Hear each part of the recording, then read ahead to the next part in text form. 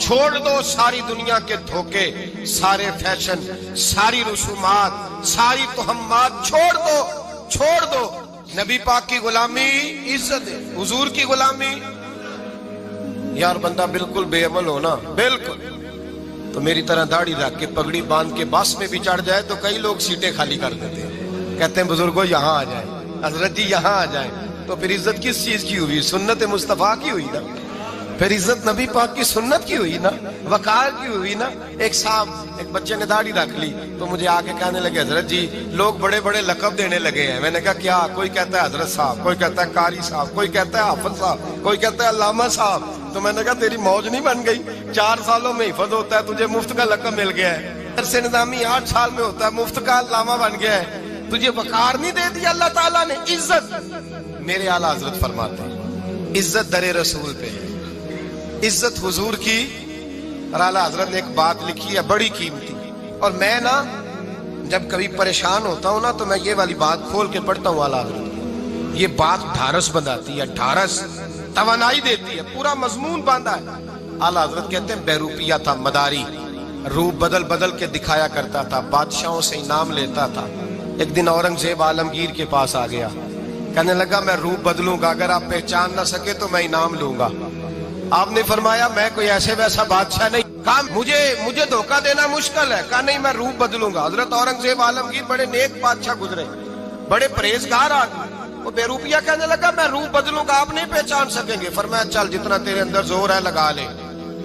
حضرت نے اعلان کیا کہ میں نے فوجی بھرتی کر دیں، 2 ماہ کے بعد ٹیسٹ ہوگا۔ وہ 2 مہینے دوڑتا رہا، رنگ روپ بناتا رہا، آیا ٹیسٹ دینے، 2-3 سپاہیوں کا امتحان لیا، اس کی باری آئی تو 10 روپے دیے، کہنے لگے تیرے آنے جانے کا کرایہ میں نے تجھے پہچان لیا ہے۔ کچھ دنوں کے بعد جانے لگے سفر پر تو بھکاری آ گئے خیرات مانگنے، اس نے بھی سارے منہ پر سیاہی مال لی، کپڑے پھاڑ لیے، سر کے بال منڈا لیے، بھویں تک کٹا لی، بدرنگ ہو کے آیا، کاسا آگے کیا تو حضرت نے 10 روپے ڈالے، کہنے لگے تیرے آنے جانے کا کرایہ میں نے پہچان لیا ہے۔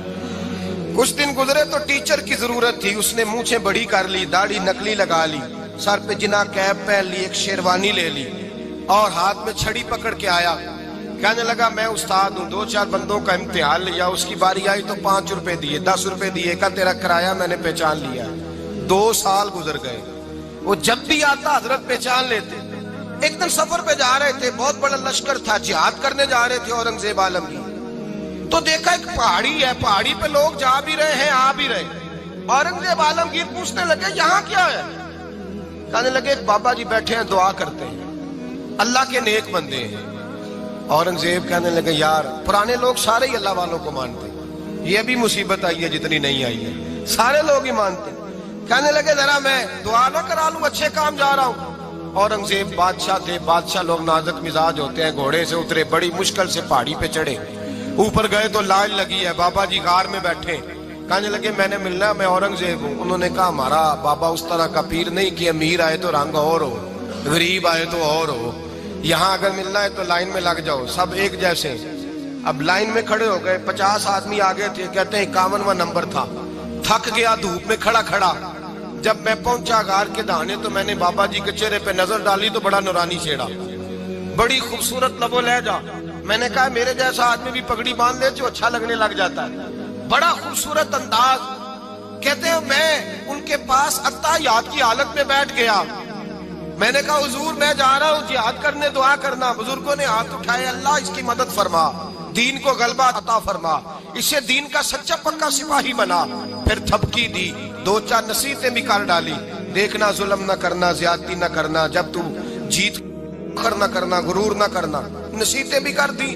کہتے ہیں اب جب میں اٹھا تو 2-4 دینار بطور نذرانہ مصلے کے نیچے رکھے، اور الٹے قدم جب میں غار سے اترا انہوں نے رومال جھاڑا اور اٹھ کے کھڑے ہو گئے، کہنے لگے آج نہیں تو نے پہچانا، آج نہیں تو نے پہچانا، میرا انعام بنتا ہے، آج نہیں پہچانا، لا پیسے۔ اورنگزیب کہنے لگا یار تو نے حد کر دی، کہاں چڑھا کہاں کھڑا رہا، دھوپ میں تھک گیا، کمال کر دی بھائی تو نے، بتا تو کیا لے گا، اب تو دیکھ جلدی بتا، کتنے لوگ پیچھے دھوپ میں کھڑے ہیں، لشکر سارا کھڑا ہے، کیا لے گا؟ اس نے کہا سب سے قیمتی ہیرے وہ ہے جو تیرے سر کے تاج میں لگے ہوئے ہیں، مجھے تیرا تاج چاہیے۔ او بھائیو سننا اور یاد رکھنا، میرے आला हजरत कहते हैं बादशाह ने सर के ऊपर से ताज उतारा, बहरूपिये के कदमों में रखा और कहने लगे ये ले, और ये तो तेरा मांगने पर मैंने दिया है ना, मैं वापस आता हूं तो आना, मैं अपनी मर्जी से भी तुझे दूंगा। तूने औरंगजेब जैसे बंदे को धोखा दिया, आना मैं उस वक्त भी दूंगा। वो देकर बस बात खत्म हो गई, हद हो गई।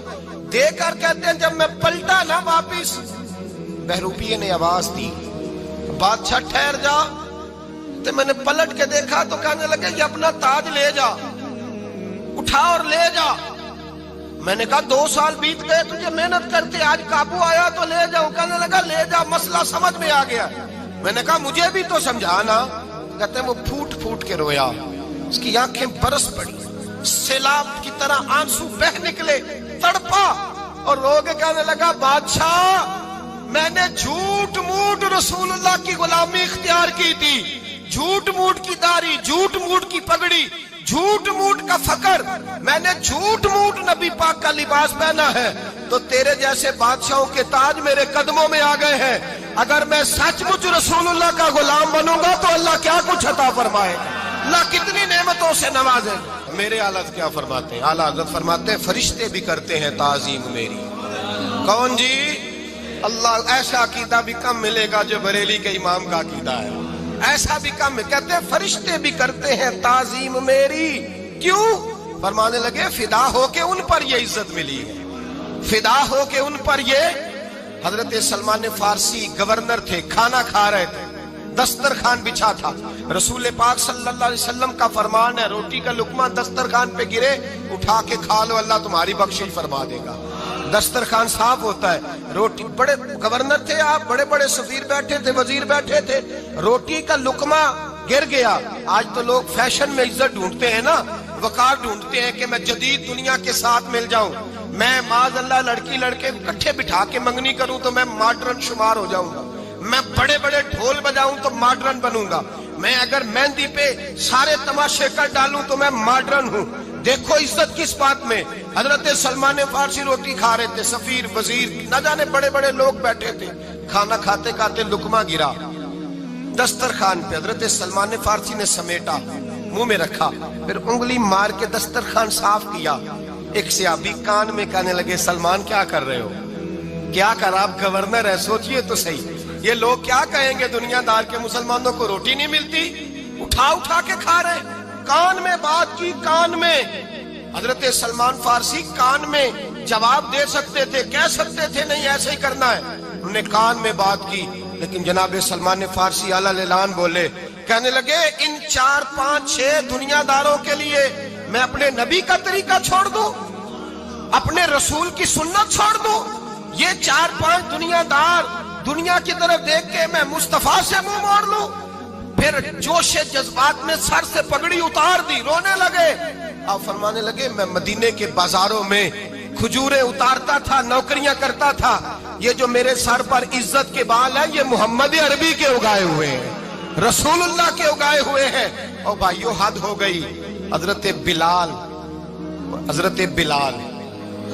बिलाल रदी अल्लाह ताला, हजरत बिलाल आए जनाब उमर से मिलने, कैसे वो किसरा भी आए तो उमर खातर में न लाए, पर बिलाल हबशी दरवाजे पे दाखिल हुए तो फारूक आजम ने कुर्सी छोड़ दी, हाथ बांध के कोने में खड़े हो गए।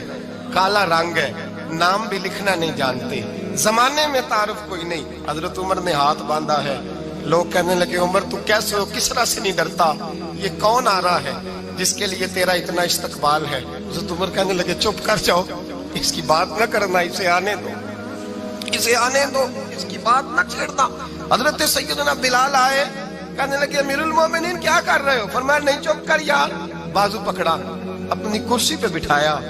हजरत बिलाल कहने लगे हुजूर मैं गुलाम हूँ, मुझे तो तरीके भी नहीं आते इन कुर्सियों पे बैठने के, मैं तो गरीब माँ का बेटा, गुलाम बाप की औलाद, सलीकन, ये आप क्या कर रहे हैं? तो हजरत उमर कहने लगे बिलाल था तो तू गुलाम ही, पर जब से मुस्तफा का गुलाम बना है तू हमारा इमाम बन गया है, अब तू इमाम है रसूलुल्लाह की उम्मत का।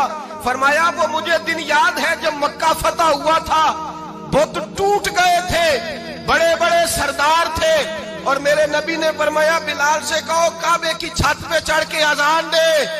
تو لوگوں نے کہا حضور یہ سارے جل گئے ہیں، کسی اور کی ڈیوٹی لگا دیں۔ حضور نے فرمایا چپ کرو، بدر میں مار کھا کے اذان پڑے تو بلال، احد میں پتھر برسے اذان پڑے تو بلال، تپتے صحراؤں میں پڑے تو بلال، ہر جگہ مار کھائے تو بلال۔ اور آج اگر اللہ نے عزت دی ہے تو میں لوگوں کو دیکھ کے بلال کو عزت نہ دوں؟ میں بتانا چاہتا ہوں کہ رسول اللہ کی غلامی میں عزت ہے۔ فرمایا کوئی اوپر نہیں چڑھے گا، ابو بکر بھی نیچے، عمر بھی نیچے، عثمان و علی، طلحہ اور زبیر بھی نیچے۔